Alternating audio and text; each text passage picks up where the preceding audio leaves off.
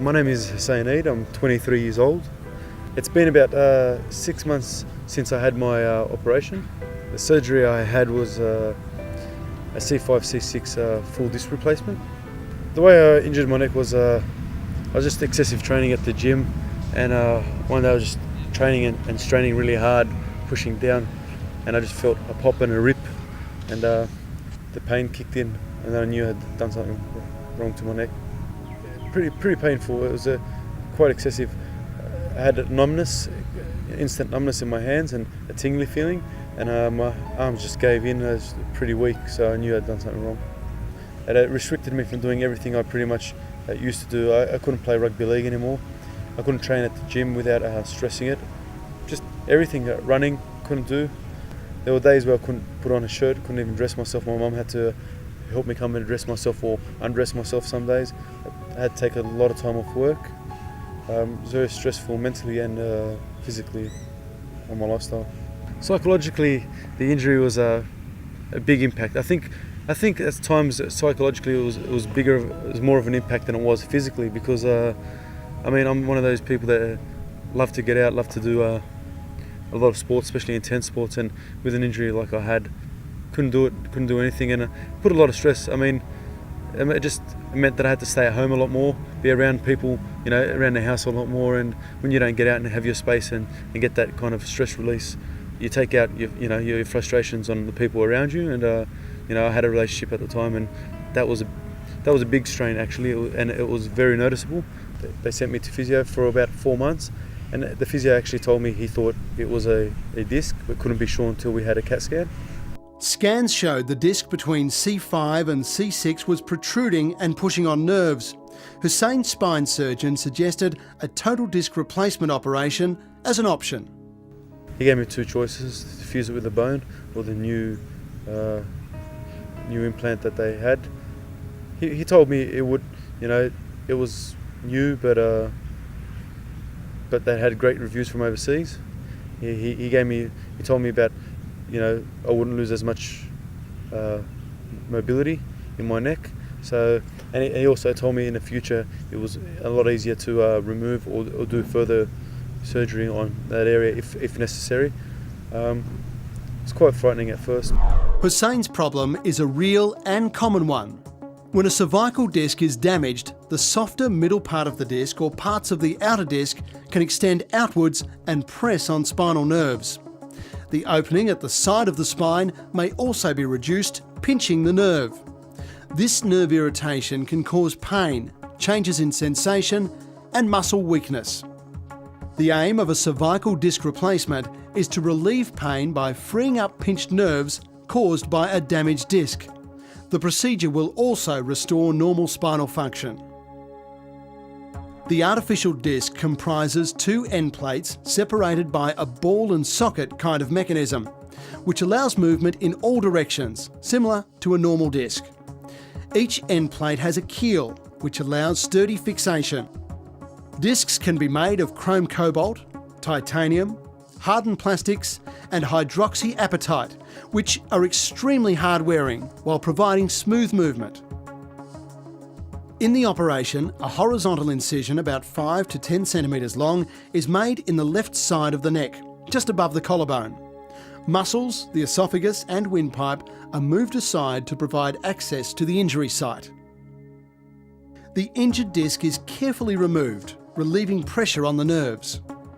A small groove is cut into the vertebrae above and below the injured disc to accommodate keels in the prosthesis, which will hold it in place.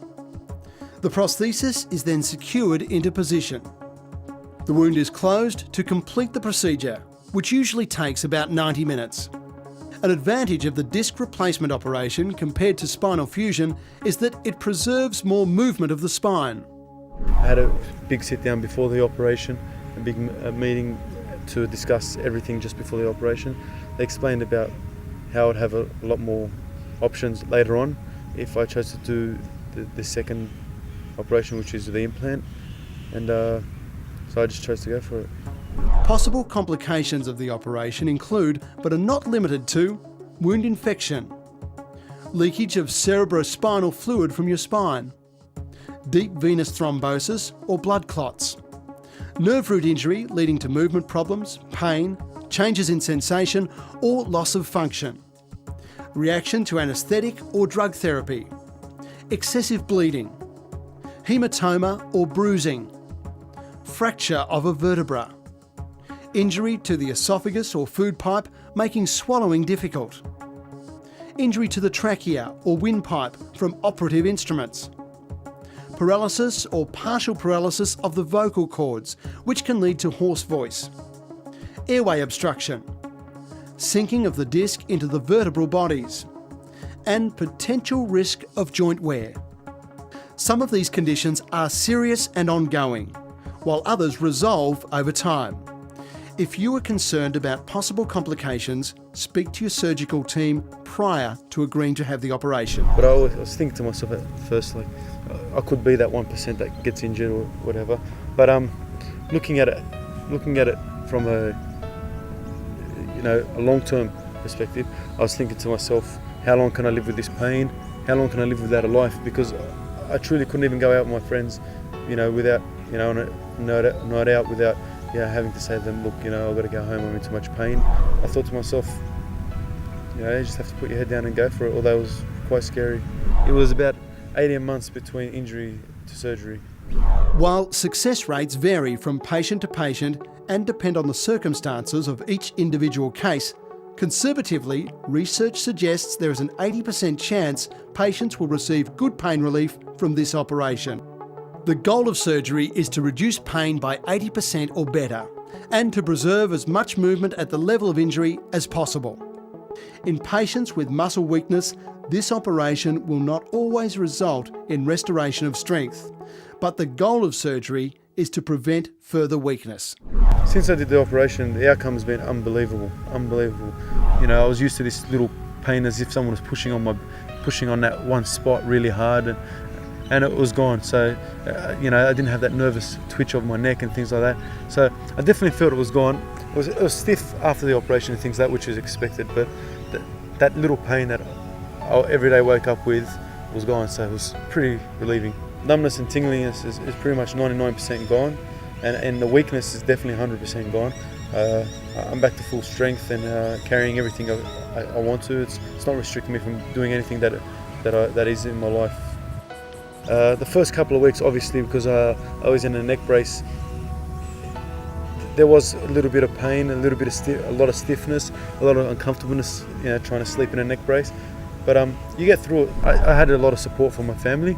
I don't think it's to a point where you need someone waiting on you all day, but it's just some things.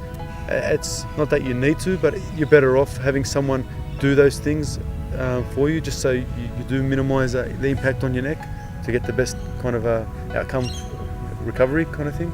Definitely, you'd have to be relaxed and be patient. At the start, you might feel that things are painful or things are worse or whatever, but it definitely does get better. And if you can just keep yourself in a positive frame of mind and know that you're doing this operation for a better tomorrow. After operation, it was about six weeks before I could take the neck brace off and I could start doing some light physio. After that, it was a couple of weeks before I could start driving again. And within the 3.5-4 month period, I was back at the gym training quite well. And 6 months on now, I'm training as best as I ever was. Since the operation, I've got no more restriction of movement and things like that. I'm moving quite normally, quite naturally. So it's pretty much exactly the same as before, just a little bit more cautious how far I'll strain my neck. But apart from that, pretty much natural movement, back to normal, 100%. I'm more active. I've just taken up things like rock climbing. I'm going for 1 hour walks as many times as I can a week. Jogging.